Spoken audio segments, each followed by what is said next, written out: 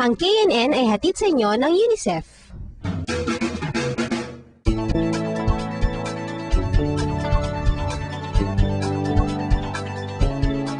Dahil dumalo ang mga KNN reporters sa isang workshop tungkol sa sexuality. Napag-usapan nila doon ang mga bagay-bagay na napagdaanan at maaaring mapagdaanan ng mga kabataan tulad ng relationships at premarital sex. Oh, okay. At meron pa silang iba na tutunan. contraception, sexually transmitted infections. Aba, marami kayo natutunan doon, ha? May bahagi ng mga KNN reporters sa kanilang mga tutunan, lumuhan Dumaguete Bureau ng isang report tungkol sa mga ginagawa ng kanilang syudad para mapigilan ang paglaganap ng mga sexually transmitted infections. Kaya panoorin natin ang ulat ni Joanna mula sa Dumaguete Bureau.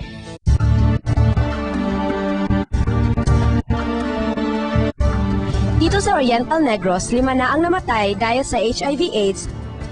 Kaya noong 1997, tinipon ng Marina Clinic ang mga prostituted women ng Dumaguete City at binuo ang Magdalena Group.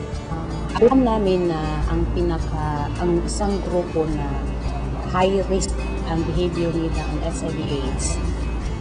Sila yon, alam namin na sila yung mga kababayan natin na nasa streets ng Dumaguete City. Sa loob ng 8 taon ay marami nang naibahagi ang mga taga-Marina sa mga sumasali sa Magdalena Group. Isa na rito ang mga livelihood programs na nagbibigay sa kanila ng alternatibong pagkakakitaan.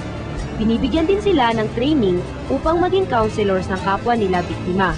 They will be helping each other siguro sa pag-educate sa isa't isa or siguro sa organisasyon na yan makakita ng ibang option besides sa pagtrabaho nila as prostitutes. Nagkaroon kami ng pagkakataong makausap ang isa sa mga miyembro ng Magdalena Group. Inilarawan niya ang hirap na dinanas niya dahil sa sexually transmitted infection o STI. Oo, nagkasakit ako. Ano ba yung pangalan? Gonorrhea ba yun?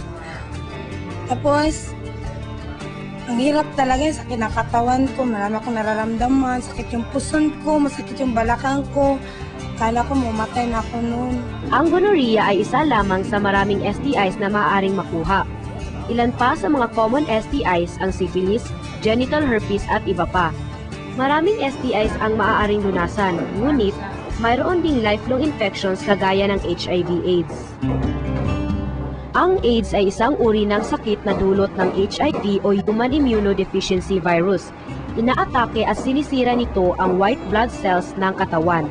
Sa kasalukuyan, wala pang lunas ang HIV/AIDS. We can avoid getting infected with HIV by abstinence from sex, no? Having only one sex partner. And if we cannot having sex partners, we should use safe sex, that is the use of condom. Also, we should avoid using drugs because sometimes when you use drugs, there is a possibility that you will be using syringes, and pass it around. So that is one reason that we can also get HIV. Para maiwasan ang paglaganap ng sakit na ito, dapat iwasan ang pagdadalang tao kung ikaw ay HIV positive. Dapat ding screen ang blood products at organ donations. Pinakamahalaga sa lahat ang pagpapalaganap ng wastong impormasyon tungkol sa mga STIs. Bagamat ginagawa na ito ng Magdalena Group sa tulong ng Marina Clinic at ng iba pang ahensya ng gobyerno dito sa Dumaguete City, hindi tayo dapat umasa lang sa kanila. Tayong lahat ay may responsibilidad na magpalaganap ng wastong impormasyon tungkol sa STIs at kung paano ito maiiwasan. At upang magampanan ang responsibilidad na ito, dapat ay mayroon tayong sapat na kaalaman at bukas na isipan sa ganitong klaseng usapin.